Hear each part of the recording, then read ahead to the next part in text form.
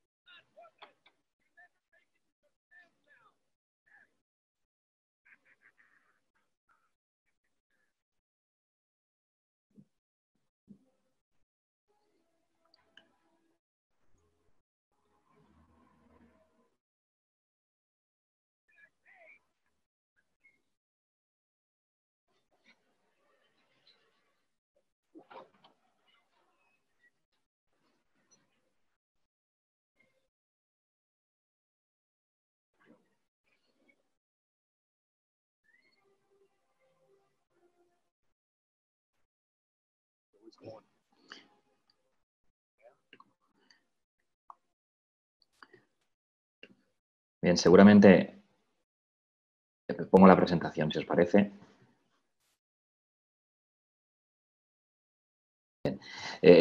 No sé si habéis reconocido el fragmento de la película, es Waterworld. Es la película seguramente que, que hizo fracasar la carrera de Kevin Costner como actor. La pongo sobre todo porque, bueno, habla de... se centran en el day after, ¿no? En el día después. Todos tenemos presente el concepto del día después, ¿no? Y me parecía muy oportuno empezar con este pequeño fragmento y empezar con esta idea del día después. También por este título, ¿no? Que, que le hemos puesto a la charla, ¿no? Una especie inhumano, una especie que agoniza. El concepto del día después o de day after aparece en infinidad de materiales culturales, desde novelas, películas. A la hora de montar esta presentación te vas dando cuenta de la cantidad de películas que hablan sobre este concepto, ¿no? De day after. Incluso en el mayor bestseller de la historia, en la Biblia, aparece ese concepto, ¿no? En el formato de los 4 jinetes del Apocalipsis.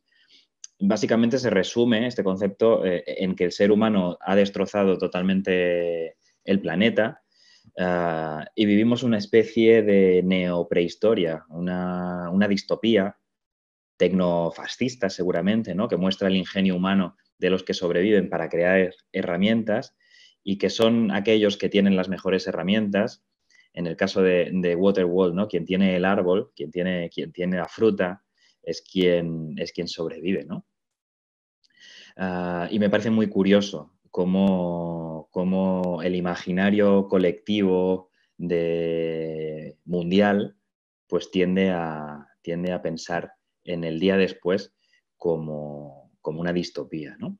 Y en términos temporales, de hecho, estamos un momento justo antes de ese día después. Estamos antes del colapso, en ese momento en el que la balanza, si no es que ya es demasiado tarde, se puede comenzar a inclinar hacia un lugar equivocado. Y realmente es un problema porque este colapso está provocado por el ser humano en los últimos 70 años de vida de un planeta que hay que pensar que tiene cientos de millones de años. Estamos en esa era que se conoce como el antropoceno, que es una era que ya os digo, aparece en los años 40, 50, justo después bueno, de las guerras mundiales y también, evidentemente, posterior a la industrialización. Y y es un problema grave, el colapso, pero es un problema grave para el ser humano, no para el planeta. Eh, para el planeta no es significativo, me parece a mí, todo lo que nos está pasando, ¿no? De hecho, una planta, un vegetal, no necesita cadmio, no necesita níquel, no necesita petróleo para sobrevivir y para sobrevivirnos. Quien necesita tierras raras para su supervivencia es el ser humano, porque así lo ha diseñado. De hecho, aquí podéis ver, ¿no?, la cantidad de materiales que hay en la Tierra y seguramente también en el universo, ¿no? Y vemos que la cantidad de esos materiales es finita y lo estamos viendo actualmente. Hay una escasez de materiales, desde materiales para generar vidrio, papel, energía, ¿no? Y de hecho, no hemos diseñado un sistema que da prioridad a los inputs que vienen a la Tierra, como puede ser la energía solar, o a los materiales abundantes, como pueden ser el cloro o la calcita, ¿no? Hemos diseñado un sistema que está basado en materiales precisamente escasos, ¿no? En materiales como puede ser el petróleo, en materiales como pueden ser el litio, ¿no?, que está tan en boga ahora, el indio, el níquel. Son materiales con una vida, que quedan, de los que quedan pocos años, ¿no? Se dice, esto es un dato, ¿no?, que seguramente conozcan, que al ritmo de producción y consumo actual necesitamos 1,7 planetas al año. Bueno, esto es una media. En España estamos alrededor de los 2 planetas y medio. Y además se calcula que el día de la sobrecapacidad de la Tierra es hacia mitad de verano, ¿no? Este día de la sobrecapacidad de la Tierra es un concepto teórico, pero es la fecha en que se agotan los recursos que la Tierra es capaz de regenerar en un año. Por lo tanto, estamos consumiendo, estamos viviendo con los recursos que no nos pertocan, que seguramente les pertoquen a las generaciones próximas, ¿no? Si nos aproximamos a la industria textil, bueno, hay datos bastante interesantes, ¿no?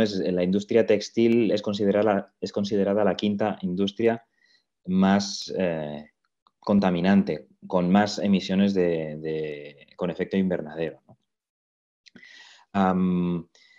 Se consumen más de 100 millones de toneladas de petróleo y se fabrican 65 millones de toneladas al año de una ropa que cada vez dura menos. El tiempo de vida útil que tiene una prenda de ropa se calcula que son de 4 a 6 puestas.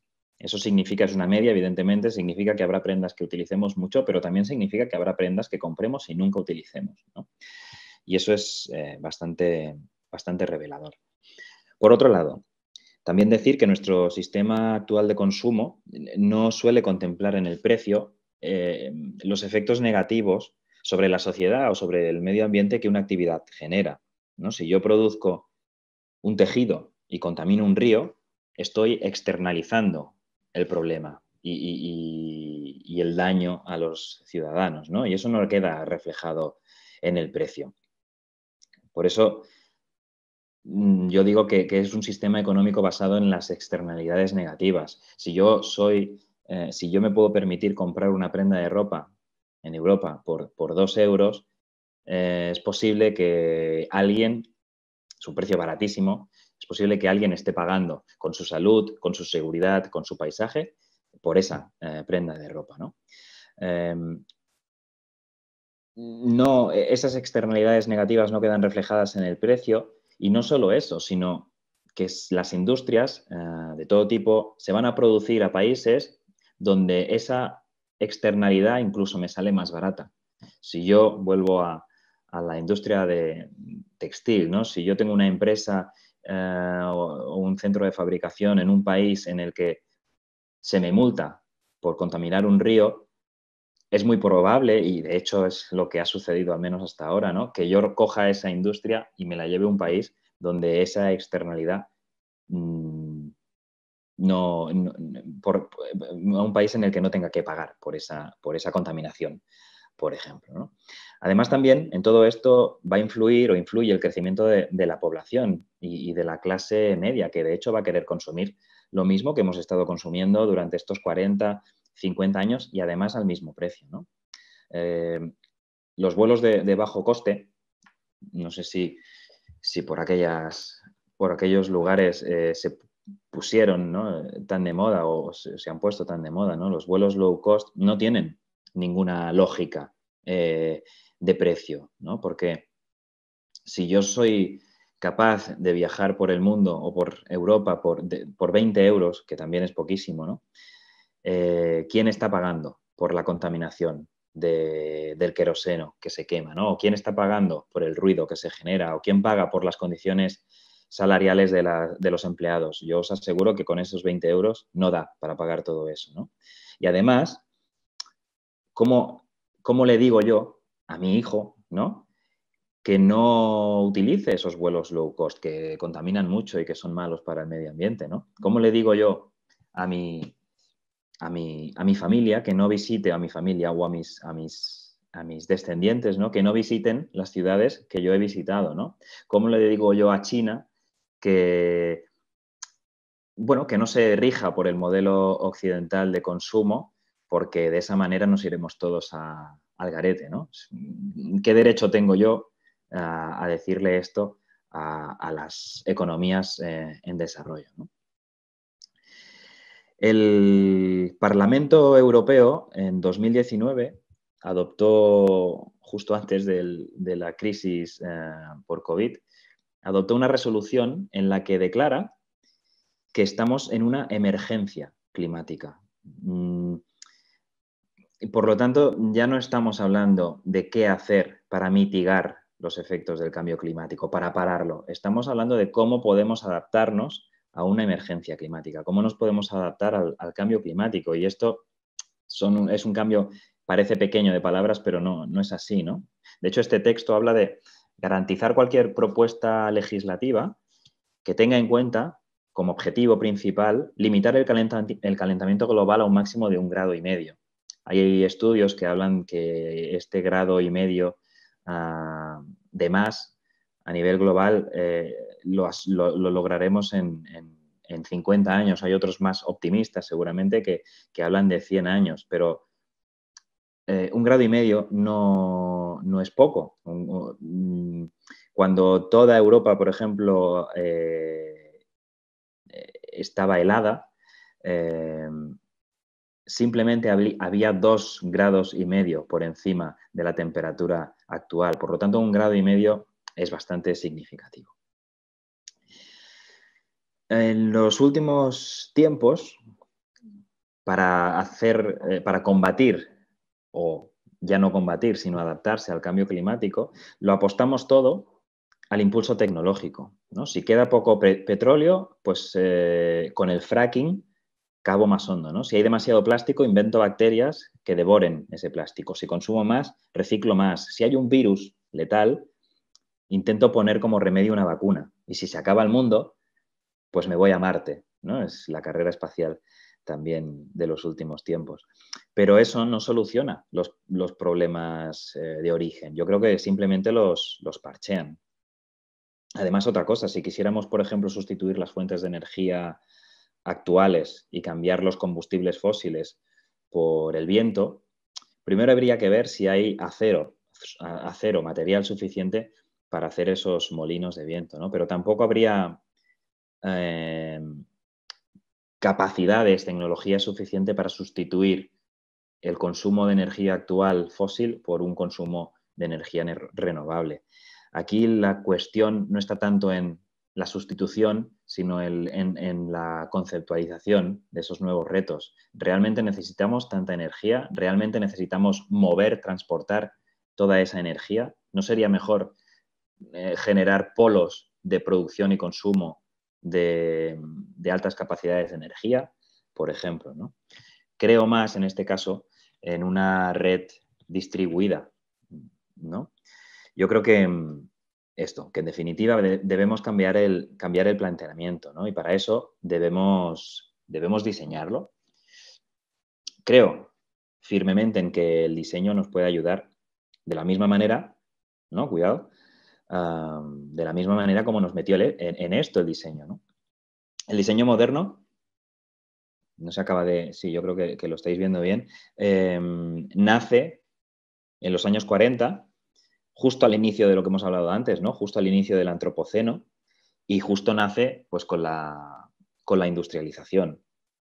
Al final, si la manufactura en serie lo que hace es amplificar el comercio e impulsar el consumismo, el diseño es el altavoz de este consumismo. Es la manera en la que se favorece este comercio, ¿no? Este consumo masivo. De una manera cronológica, primero el diseño da forma a los objetos, luego se ve que también le puede dar emoción y finalmente también le otorga un deseo, ¿no? Cuando los objetos manifiestan cuestiones más relacionadas con el estatus que con la funcionalidad, ¿no? Con la simbología o con incluso la autoestima. Me gusta mucho la frase de Papanek, ¿no? Que habla de que hay profesiones que son más dañinas que el diseño industrial, pero son muy pocas, y que posiblemente solo hay una que es más insincera, ¿no? Que es el diseño publicitario, el marketing. Tampoco hay que olvidar que conceptos como la obsolescencia programada, es decir, diseñar objetos con una vida útil determinada, seguramente corta, ¿no? Y la obsolescencia percibida aparecen justo después de la Segunda Guerra Mundial para alimentar este sistema consumista que recién hemos creado, ¿no? Y por último, lo que algunos denominan el design feeling, ¿no? Que es la última expresión del consumismo, porque provoca que la gente quiera pertenecer a una marca, ¿no? A una tribu de un producto determinado, y lo hacen a través de la comunicación y del marketing, ¿no? Que es la parte o el departamento que se lleva la parte más gorda de la inversión empresarial, en detrimento, entre otros departamentos, de la producción, que pasa a segundo plano y que se intenta abaratar al máximo. De esa manera se deslocalizan esas industrias o los centros de producción, se utilizan peores materiales, se tienen en cuenta, como hemos dicho, pues muy poco condiciones, por ejemplo, laborales, ¿no?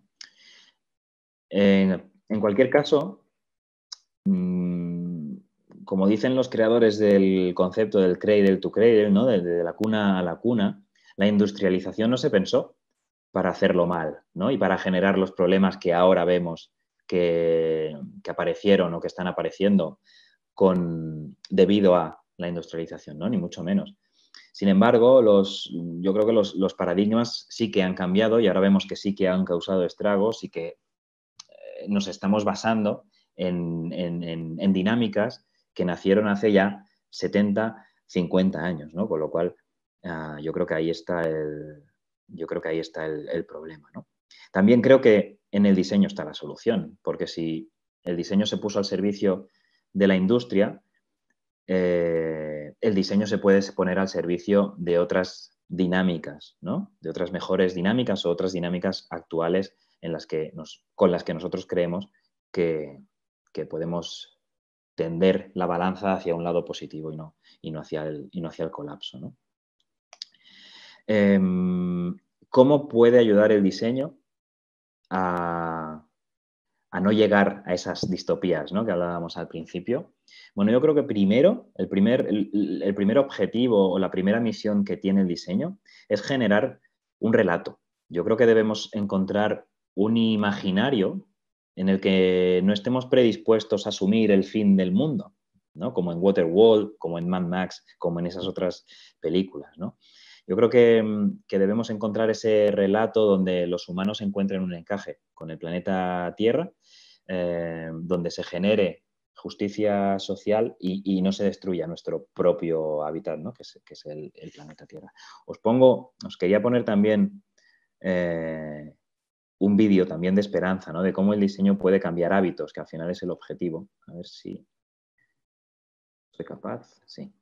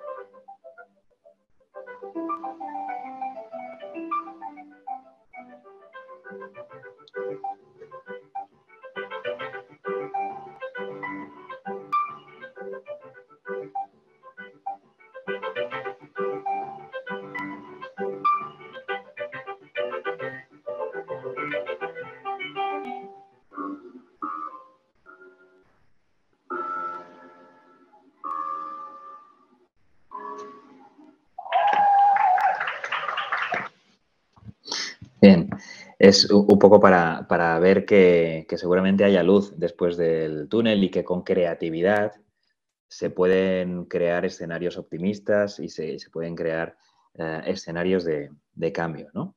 Eso en primer lugar, generar relato. En segundo lugar, y ya de un modo más tangible, bueno, yo destacaría que hay buena parte de las decisiones que implican un gasto ecológico que se toman en el proceso de diseño. De hecho, el 80% de los problemas ambientales se pueden llegar a atajar en las primeras fases, ¿no? En la conceptualización, en el diseño, a pesar de que siempre, de manera histórica, se han puesto todos los esfuerzos por atajar esos problemas ambientales en las últimas fases, ¿no? La gestión de vertederos, la quema de residuos, el reciclaje, son trampas, parches, para intentar reducir los impactos ambientales en la etapa final del ciclo de vida, desde la etapa final del ciclo de vida. Pues bien, yo creo que esos impactos que sobre todo se dan al final del ciclo de vida de cualquier producto, de cualquier servicio, se pueden atajar en la primera fase de diseño. Yo creo que el diseño, en cualquier ámbito, estamos hablando en diseño de moda, en diseño de producto, en diseño de servicios. El diseño debe estar al servicio de la economía circular. Yo creo que como diseñadores debemos dejar de ser arqueros, ¿no? que lanzan un producto al mercado y se desentienden, y debemos pasar a ser pues aquellos aborígenes australianos que lanzaban boomerangs, sabiendo que ese producto que tú lanzas al mercado después te va a tener que volver, ¿no? Creo que las empresas, los diseñadores debemos ser responsables de aquellos productos que lanzamos al mercado, ¿no? Y si somos responsables, si tenemos una responsabilidad infinita sobre esos productos y sobre esos materiales, diseñaremos mejor, ¿no?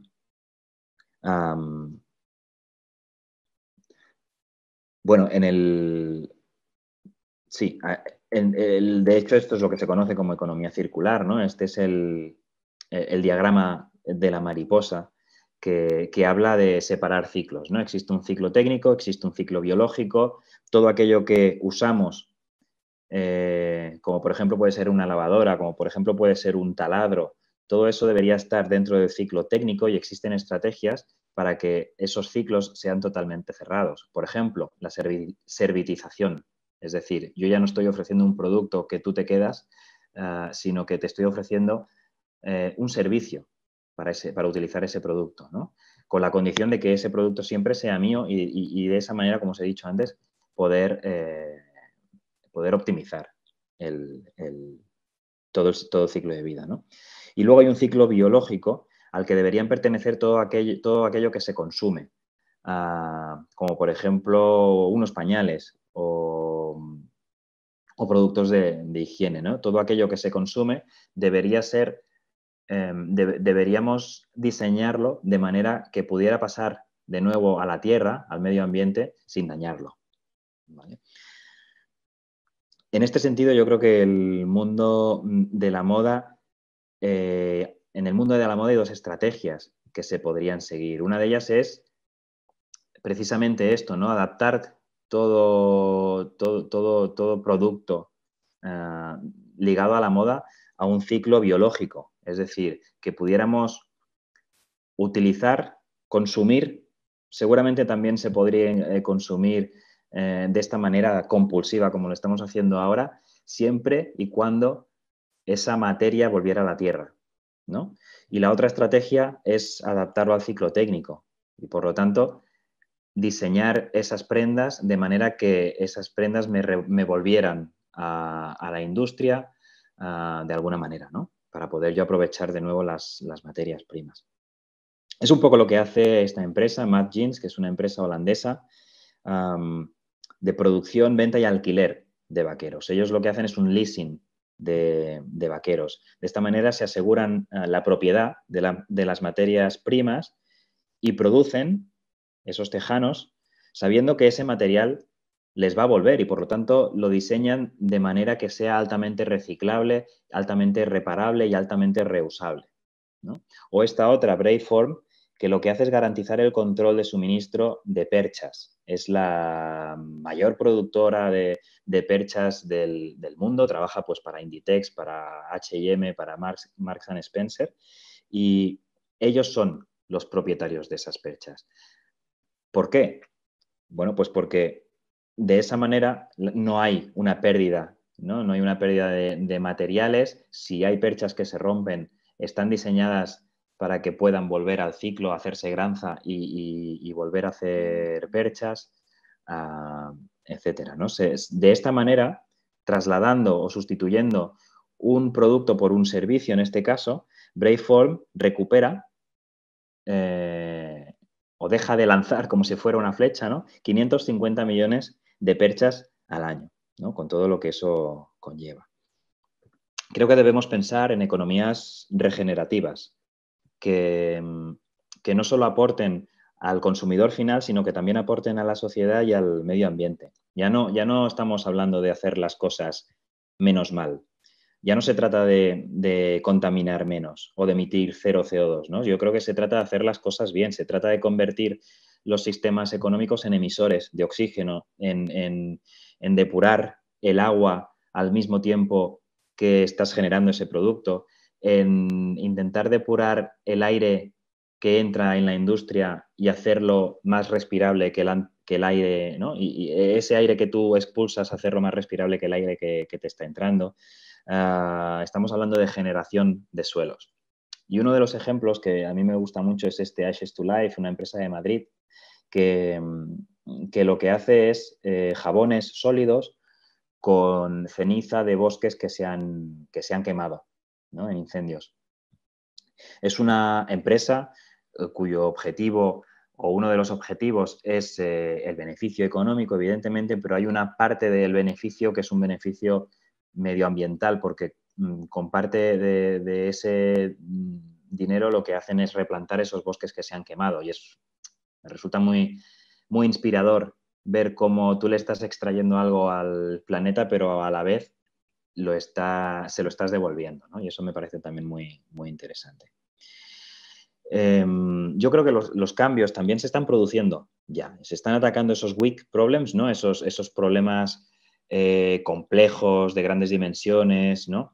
Y se están atacando desde el design thinking, desde el pensamiento en diseño y desde el pensamiento multidisciplinar, donde no son los diseñadores quienes resuelven, sino seguramente son aquellos que dinamizan las posibles soluciones que plantean los actores que están implicados en esos problemas complejos, ¿no?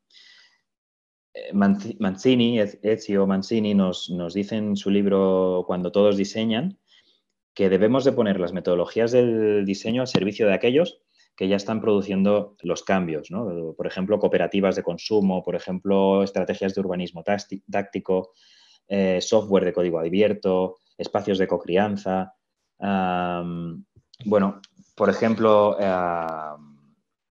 este caso Espiguladors, que es un caso próximo, es un caso que pasa aquí en Cataluña, que es un claro ejemplo de innovación social en la que un diseñador podría aportar su punto de vista. Es una entidad que recoge toda aquella fruta que el campesino desecha por fea, porque no se puede comercializar, y esta gente trabaja con brigadas de personas con discapacidad que recogen esa fruta, la llevan a comedores sociales y hay una parte que la trabajan en sus obradores propios para generar mermeladas y productos con valor en el mercado, ¿no?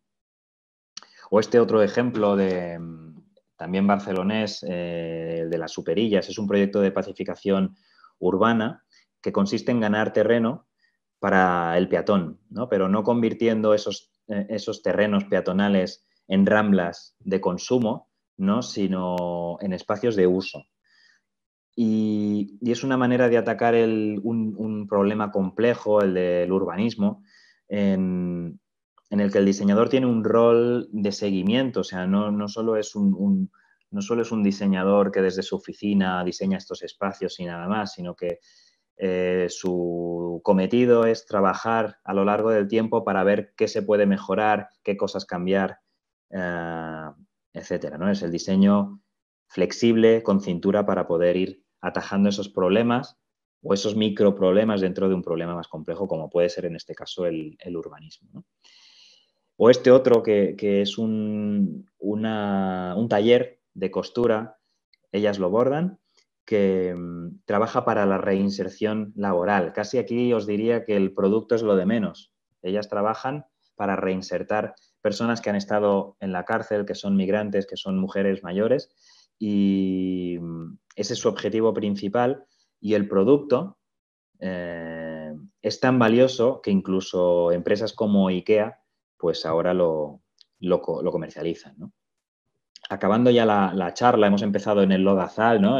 Diciendo bueno, que estamos al borde del colapso, y es así, pero yo espero que después de estos 30 minutos de charla también os llevéis un poco de esperanza, ¿no? Yo creo que sí que es verdad que debíamos empezar ayer a realizar esa transición hacia la sostenibilidad, que debemos cambiar nuestros hábitos, que están fundamentados a finales de la Segunda Guerra Mundial, es decir, hace ya muchos años, demasiados años, ¿no?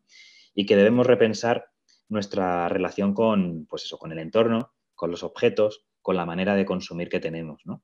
Y que no está todo perdido, ¿no? Que esos problemas complejos, esos weak problems, pueden ser resueltos si tenemos primero una visión de zoom out, es decir, si nos alejamos del problema y tenemos una visión un poquito más amplia y vemos qué tramas de otros problemas hay, con qué interacciones existen, ¿no? Y si después tenemos un zoom in, ¿no? Intentando atomizar esos grandes problemas y trabajando y codiseñando con las personas o con los actores afectados por esos grandes problemas, ¿no? Y para acabar esta frase de Galeano, que seguro conocéis, pero que a mí por lo menos me da un poco de esperanza, ¿no? Que es esa de que mucha gente pequeña, en lugares pequeños y haciendo cosas pequeñas, se puede cambiar el mundo. Bien, pues muchas gracias por invitarme. No sé si alguien tiene algún comentario. Vuelvo al chat.